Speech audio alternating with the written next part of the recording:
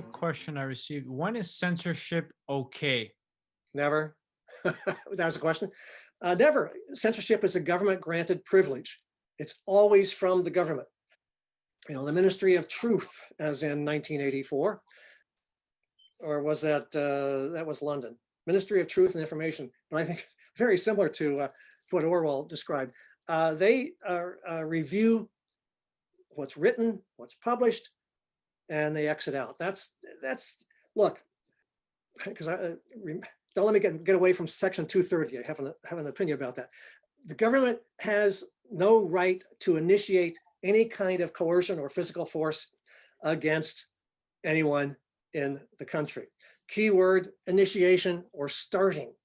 You know, that's the bad guy points a gun at you and says your money or your life. That's initiated coercion. I knock it out of his hand, hold him until the cops arrive. That's retaliatory, self-defensive coercion. That's legit. But government, I mean, who uses the most coercion? Initiated coercion. Governments have been for centuries. And, in the United States, it's more and more initiated coercion. So it's never justified. Free society requires total unregulated communication information. Now, Section 230 of the Communications Act that lets social media companies in Silicon Valley, as people say, censor other people. I have worked on that a long time and wrote a couple of blogs about it. Section 230 is an initiated coercion. It's the government telling what social media people can and cannot do. So in effect, the Facebooks of the world and the Twitters of the world have a government granted privilege.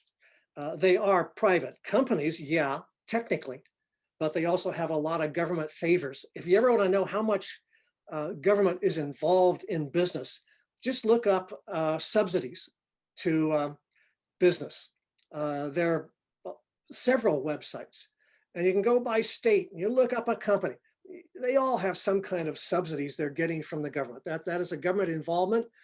Why don't I like that? Well, a subsidy is tax money taken out of my wallet and given to Google and Facebook and Twitter. So I think there's a validity to canceling Section 230, but then I'd also say get rid of the FCC also. After all, like I say, the regulatory agencies violate separation of powers clause of the Constitution. My book has laissez-faire in the title. Laissez-faire means only a police, a legal system, and a military. Everything else privately owned and operated. That is what a free society would really be.